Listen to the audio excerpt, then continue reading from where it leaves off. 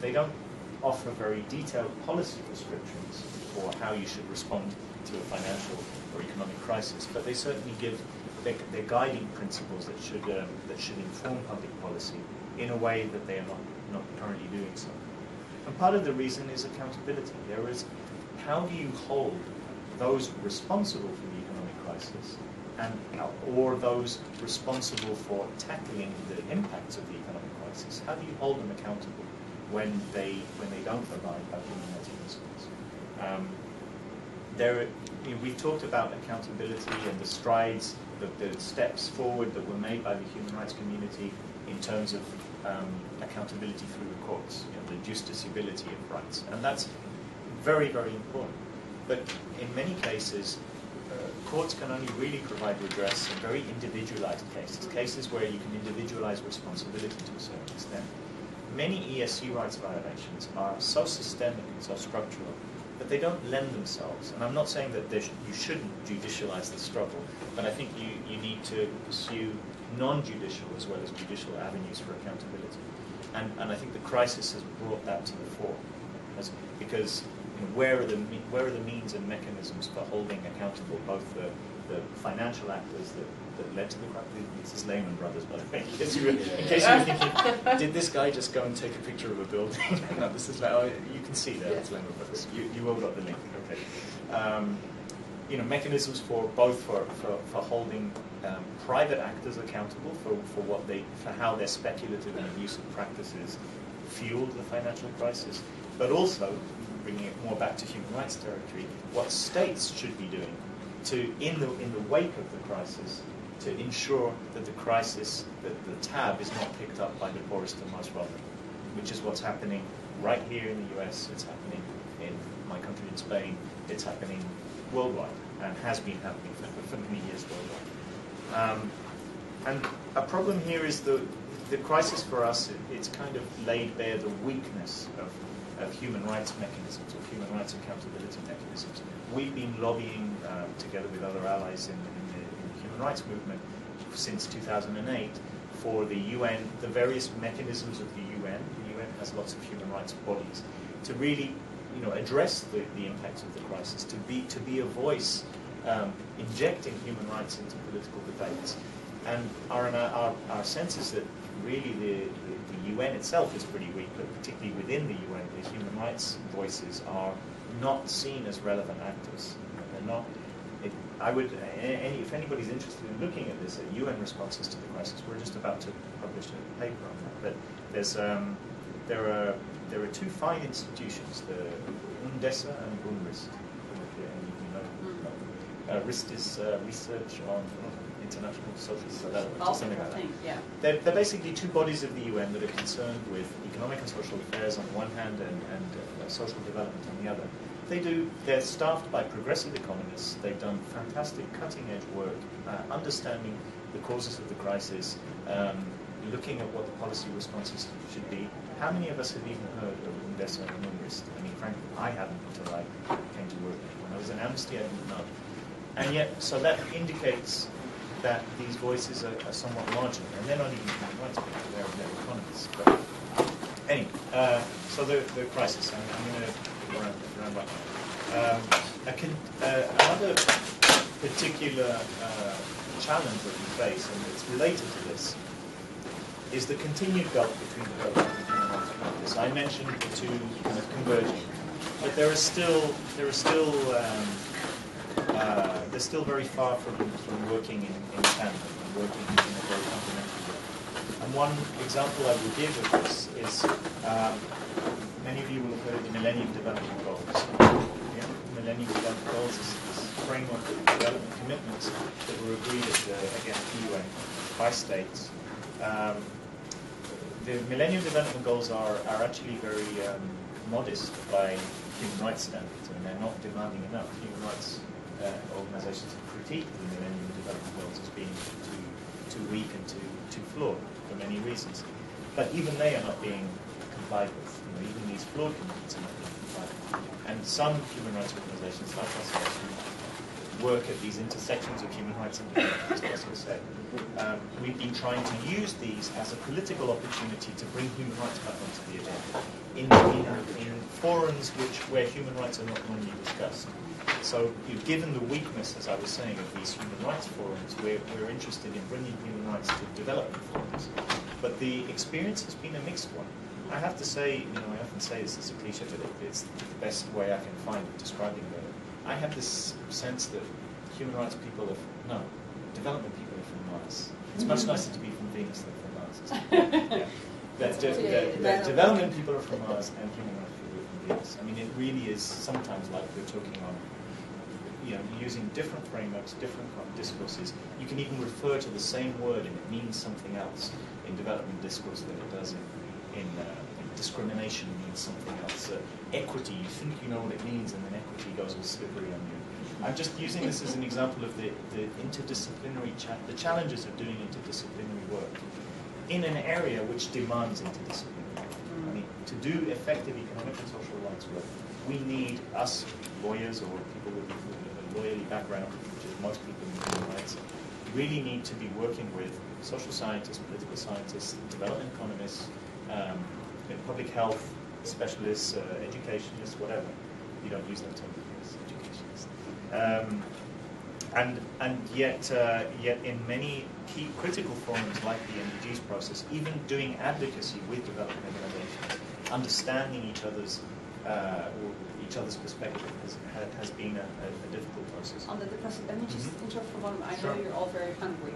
Not to interrupt the flow too much, and also to use our time to the maximum extent. Can I suggest that, say, people in the back here start going, those who want to have food start, please, just quietly. We keep going, and then this side of the table, and then we go last, or something like that. Yeah, that way we're not losing time. Please go ahead. Don't be shy.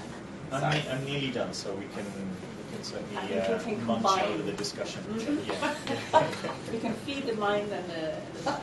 Right. These two, I talked about the crisis and the illustrative example of the MDGs, the gulf between development and human rights practices, as some of the big challenges facing us now.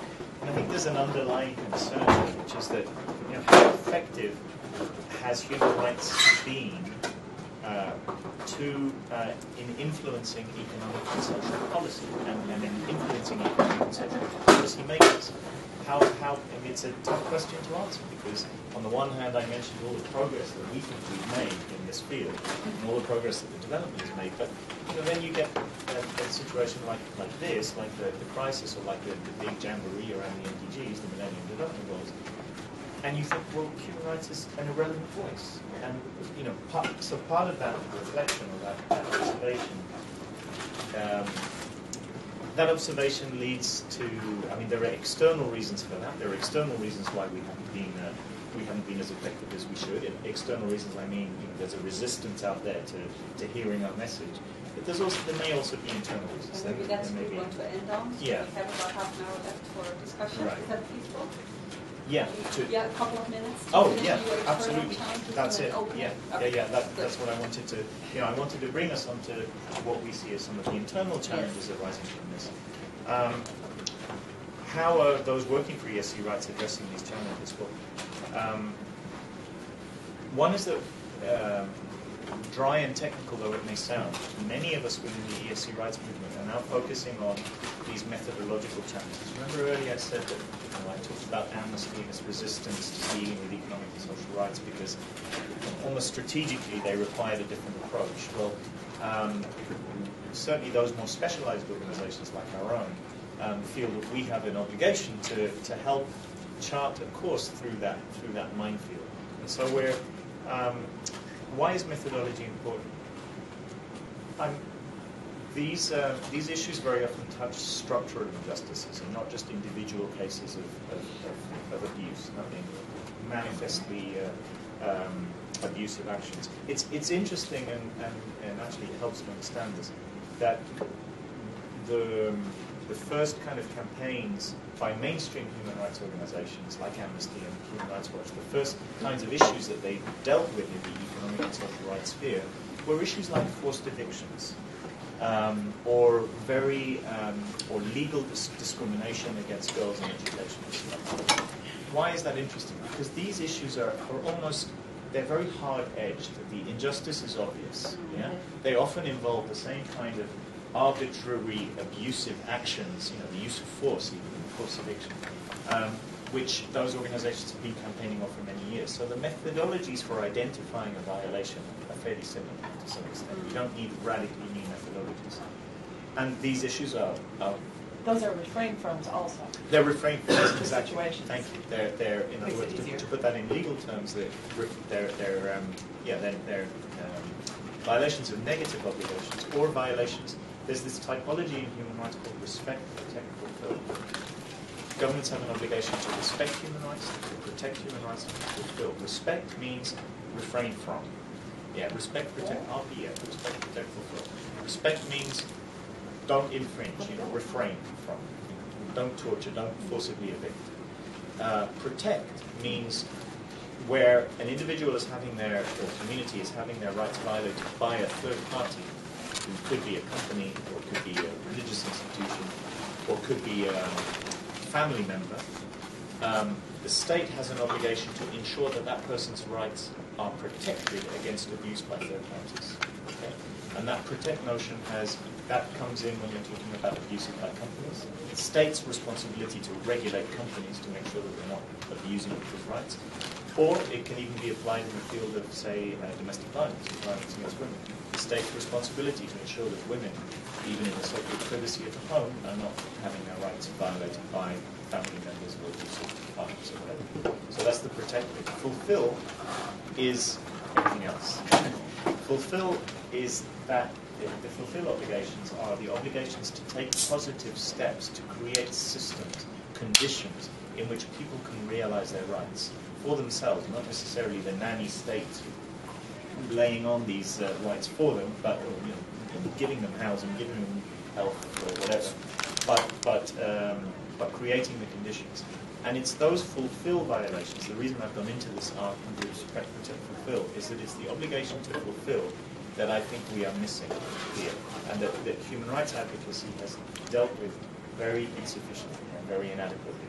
And it's obligations to fulfill that are at stake when we look at the terrible impacts of the economic crisis, or even if we want to deal meaningfully with so-called development issues like child mortality or maternal mortality. The difficulty for human rights people is to make visible the injustice. When is maternal mortality an injustice?